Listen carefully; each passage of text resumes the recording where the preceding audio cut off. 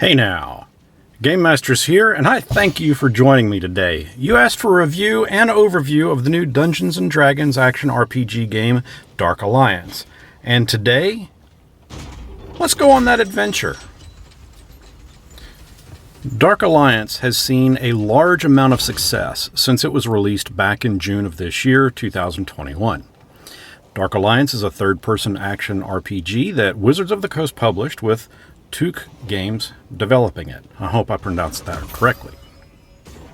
In Dark Alliance, you do not create your own character, but are instead taking on the role of one of four characters: Brunor Battlehammer, Wolfgar, Caddy Bree, and Drizzt Do'Urden. The setting takes place in Icewind Dale of Forgotten Realms and takes place shortly after the R.A. Salvatore book, The Crystal Shard. Book one of the Icewind Dale trilogy that came out back in the late 1980s. All of the characters were very prominent in those books, so if you have read them, you're going to recognize many of the aspects of this game. As for the story, well, there are several factions trying to capture the shard, and it is up to you and your companions to stop them. Yeah, that's a very watered-down explanation of the story, and I'm purposely being vague here because I don't want to give away many spoilers. There are many cutscenes that have been beautifully rendered, not to mention that the graphics in the game itself are just mind-blowingly awesome. One of the cooler aspects of Dark Alliance is when you are just around a corner, you can hear the NPCs chatting with each other, and it gives you a sense of being in a living world. There are things hidden all over the place: crystals, barrels, weapon racks. All of these can be destroyed, with some giving you that most valuable sought-after item, gold. When you're in the small caravan town that you start off in, you can use that gold, and of course the crystals that you find along the way, to upgrade your weapons and armor, or buy potions to heal yourself, or do other things. As I mentioned, Dark Alliance is an action RPG.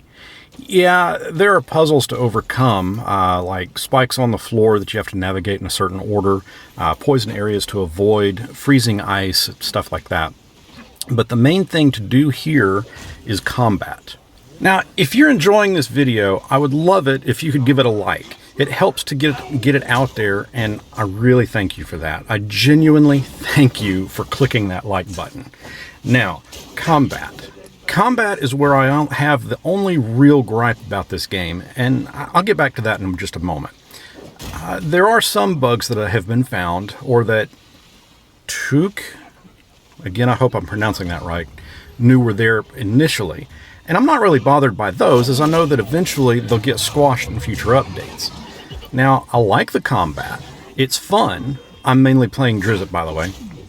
And I love watching him jump and twist as he attacks. It's very cinematic.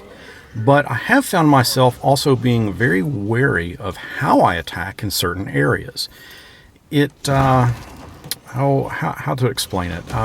It feels like some of the attacks have a specific time allotment, like charging, jumping, and thrusting down with both swords seems to have a brief 1-second pause after executing, which can open you up for not being able to recover quickly to move out of the way of an enemy's attack.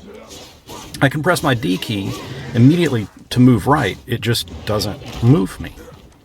Another moment that's similar is when one of the large giants will knock you to your feet.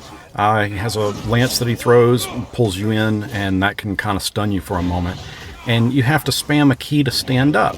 But the giant's swing is faster than my reaction to spam that key, so I get locked into being knocked down again. And just as I stand up, the process happens all over again. The opening of the game allows for a tutorial of sorts so that you can become familiar with various attacks and combos that each character can perform. You don't have to go to that area, but I did it with each of the four characters just to learn how their moves work. I also mentioned that there are various things in the game to interact with, my favorite being exploding barrels. You'll know these when you see them, as they glow a bit red. You can hit one with a ranged attack or just kind of run right by it with a regular attack, and after a moment it'll blow up. Now, these can be tricky, but I like to use them when kiting the bad guys just to help give a little extra damage. Now, I can't say that the game is perfect. It's fun, no question there.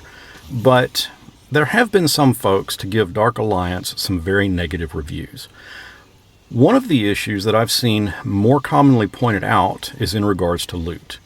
How it happens in Dark Alliance, you gain new items and gold as you move through the level, but you can't actually get it or use it until you complete the chapter. There's no way to leave the chapter part of the way in. It's either you finish the chapter, get the loot, or you quit and lose whatever goodies you found. Another thing I've seen complained about is the lack of being able to use a spellcaster to play. However, that's something that's going to be fixed when the first paid expansion, Echoes of the Blood War, comes out either late this year or early 2022, in which you'll be able to play as a character that is focused on using magic. There will also be a free downloadable content with new levels and new difficulty ratings released in the fall of 2021, later this year. Overall, I think it's interesting that we're getting a game that takes place early on in Drizzt's journey. Remember, I would love it if I could talk today. Remember, the first book featuring him, The Crystal Shard of the Icewind Dale trilogy, came out in 1988. And the newest book featuring him, I think it's called Starlight Enclave, will come out in August of this year. So we're playing, in essence, a historical game. And I just think that's kind of neat to go back in time a bit and see how these characters that, or specifically Drizzt, has where he started from, and knowing the rest of the books and his tale, how he evolved over time. Just think it's neat to go back. I can appreciate that Dark Alliance is not going to please everyone. It certainly doesn't make use of the core Dungeons & Dragons rules as written. And you have to remember, it's an action RPG game that involves the player in a bit of lore and a lot of, well, action.